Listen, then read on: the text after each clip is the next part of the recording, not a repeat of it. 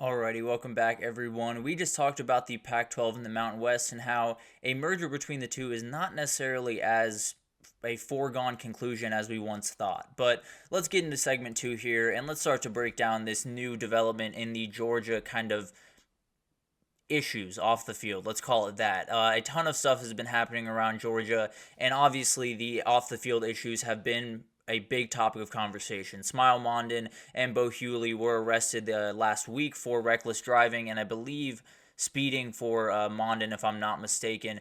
And it brings up the total to more than 20 players for Georgia. I believe up to 24 for traffic-related incidences,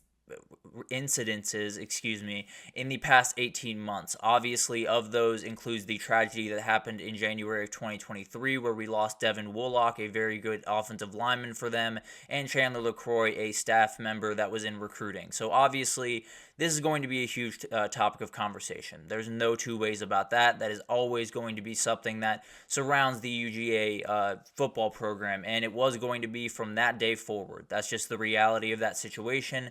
And they haven't necessarily done a great job of keeping this stuff in check. But we do have kind of a new development in all of these talks, and something that I think kind of changes this conversation just a little bit. So I kind of want to get into that a little bit here. And the biggest thing here is when Kirby Smart was at Media Days yesterday, he was obviously asked about this and had to address it a number of times. And he was asked about some of the different ways they're trying to combat this. And he said that the collective up there, the Classic City Collective that represents Georgia athletics, has been fining guys for quite some time, or withholding NIL funds is probably a better way to put it.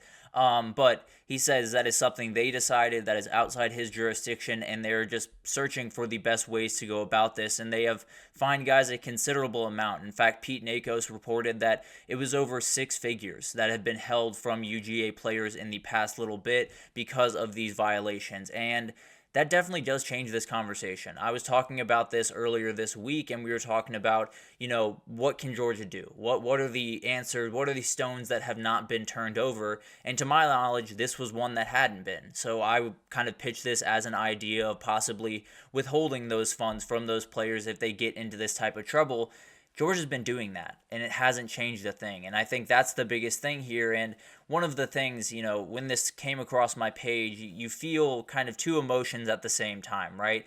I think the first one is, okay, at least, that's probably a good step in the right direction, doing one more thing to kind of help subside this big time issue that they have in their program, and obviously something that I am in favor of. So I was somewhat happy. And then you realize nothing's really changed. Nothing's, gotten different over this last little bit. I think they've done frankly, a fairly good job over there at Georgia in terms of head coaches and staff of reiterating just how important this stuff is to these players, and nothing's going through. And frankly, I'm at a loss for words, at a loss for answers for this thing right now. But the reality is Georgia's got to find one. One way or another, they have to find one, because there have been a lot of programs in the past that have been very, very successful, that have done a lot of incredible things on the football field, and then the off-the-field stuff gets them in trouble and kind of cuts short what could be a remarkable run in their history. So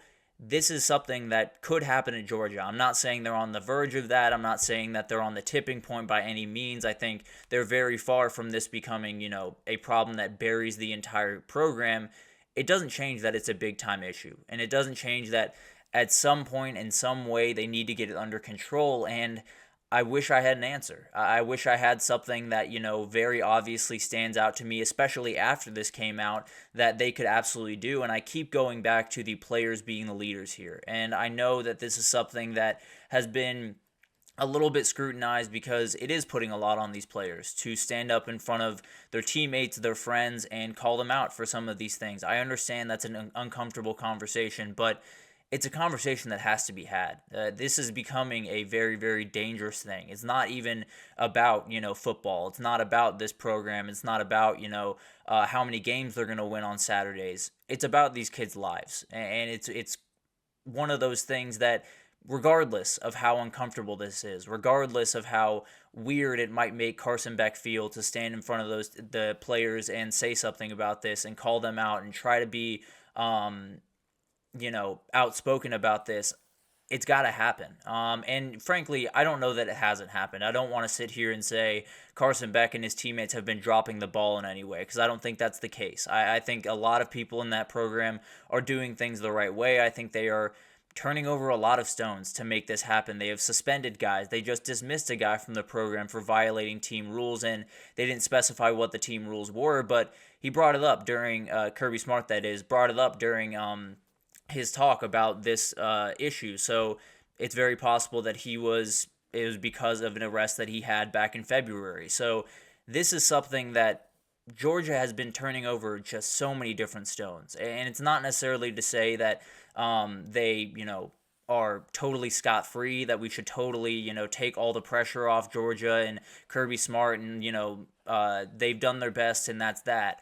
I'm not saying that by any means. But what I am saying is there's only so many things a head coach can do. There's only so many ways that he can hold them back from making some of these really, really bad decisions, frankly. And I'd love to tell you that Kirby Smart can keep everything, 100% intact and not have none of his players make any of these mistakes in the future, but that's not a reality. And I really wish it was, because that answer, I suppose, is somewhere out there, but when you've turned over that many rocks, when you've turned over that many different solutions, and you've tried so many different things, and none of it's taking, I don't know where they go from here. And that's kind of the scary point for this, because it's not getting better. It's not kind of taking that next step, and it's definitely going to be a very, very interesting thing. So, and yeah, I agree, Anthony. Absolutely. Carson Beck is a little bit more of a reserved guy. Definitely someone that leads a little bit more by example than being that outspoken person. And that definitely plays a part here. But there's other guys on the team that absolutely could do this. Someone else, Nazir Stackhouse, has been there for quite some time and has been a remarkable player for this team throughout this time. So I think that's someone that you could definitely turn to during this time. And then, frankly, someone that I think could really do an incredible amount of work over the next 6 months or so is this guy right here. Smile Mondin was someone that was arrested this last week for speeding and had gotten in trouble and is dealing with that currently. If he comes back in that room and is outspoken about this, if he comes back in that room and is one of the people leading the charge to make sure that this doesn't happen again, to make sure that their program gets on the right track and doesn't make these mistakes again, that goes a really long way. And I'm not, 100% certain it hasn't happened before with some of these guys that have gotten in trouble, but I know that this guy carries a lot of weight in that locker room. I know that he is a huge leader on that defense, and I know that if he comes back in that room and says, I really messed up, and it's something that I will absolutely never do again, and if you guys do it again, we're going to have a problem, I think that carries a lot of weight. And maybe it's, putting too much on them. Maybe it's unfair for me to expect that from these kids at the end of the day, but something's got to happen, and Kirby Smart and company seem to be turning over just about every single stone they possibly think. So it'll be really, really fascinating. Malachi Starks, another fantastic example of someone that could stand up and try to be that leader in the locker room. So I definitely think there is somewhat of an answer there, possibly. It definitely will be really interesting to kind of watch this, but the reality is UGA has a problem. They have an issue on their hands, and it's something that, as of right now, doesn't seem like it's a huge threat to what they're doing on the football field, but it can become that very, very quickly. And it's a threat to all of their kids off the field, which is a huge, huge issue. So it's definitely something that'll be fascinating to watch, but it's also something that will be interesting to watch off the field from the NIL's perspective, because when we were talking about collectives withholding this money from players, it's kind of a gray area. It's a very interesting thing that Matt Winter, who's a collective lawyer, kind of cautioned against this type of behavior, because it kind of walks a thin line legally in terms of what you can and can't do for these players in terms of fining them or withholding their money, because you can withhold certain money from contractors if they are involved with illegal activity. You can do that type of thing, but there are a lot of confusion around how players are supposed to be treated going forward, who they are going forward, whether that's employees or contractors or anything in between, and we don't have a firm answer. And that kind of leaves the door open for a lot of confusing things to happen in kind of the courtroom in that kind of area. So I hope that's not something that happens, obviously, and frankly, if this is something that we can't do, if withholding NIL money from players that violate team rules, that, get arrested, that have these type of things happen, we are doing something wrong. I'm just being totally honest. If we can't, hold these kids accountable financially in this future that they're getting money and they're being professional athletes, that's going to be an issue. Just plain and simple. It's going to cause way more problems than it needs to, and it's definitely going to be something that they're going to have to deal with. So that's something that is kind of more of a side point. Just that has to be the case. They have to be able to fine or withhold money from these kids if they do make these mistakes, because frankly, if, defensive driving classes aren't working, and if speakers coming in isn't working, and if all of that stuff is not working, and this is another option to be had, then we have to at least try it. And all of this to say, it hasn't helped UGA. That's the reality of the situation. It hasn't helped Kirby Smart and his staff kind of curb this problem, and it's going to continue to be a problem that people are going to talk about, and they should, frankly, because it's something that is huge around one of the biggest programs in the country, and could be something that kind of hurts them in the long run, because as we've seen in the past, it's not necessarily the end-all be-all, but when you have problems off the field, it can trickle into your locker room pretty quickly. And that's something that Georgia has to be very, very careful of, and I don't know what the answer is. I don't know if it's collective charging even more from these kids, even though it's about 6 figures that have been withheld from these kids in the last little bit. I don't know what the answer is overall over there at Georgia, but I know for a fact they have to find one. I know for a fact that they absolutely have to be able to move forward and have less of these things happen going forward. It doesn't necessarily have to stop pat, because kids are going to make bad decisions. That's just the reality of the situation that happens across the country. It doesn't just happen at UGA, but it happens at UGA just far too much.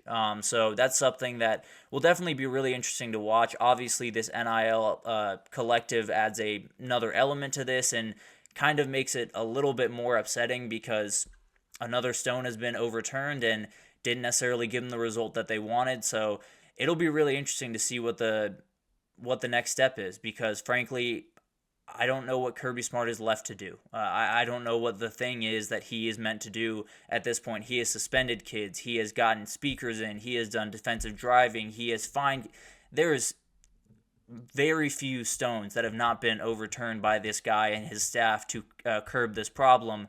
So I'd love to sit here and tell you that, they just got to, clamp down on these kids a little bit better and make sure that they make the right decisions, and that's going to fix everything. But they have, and it hasn't. So it's something that is going to be really interesting to watch, and could be the thing that kind of really hurts this program. So it's going to be really, really interesting, and it's going to be really fascinating to watch this, because it's not necessarily just about football. In fact, I would argue it's aggressively not about football. It's about these kids' livelihood and making sure that they're being as safe as possible, and it's just not quite happening over there at UGA. So it'll be really, really interesting to watch. We'll take our second break here. We'll definitely break that down more in the coming weeks. But we'll take our second break here. And when we come back, we're going to talk about Brian Kelly and LSU. Year 3 has been really the charm for Brian Kelly at a number of different places he's been at. It might just be there at Baton Rouge as well. So we'll break that down after this. So stick with us.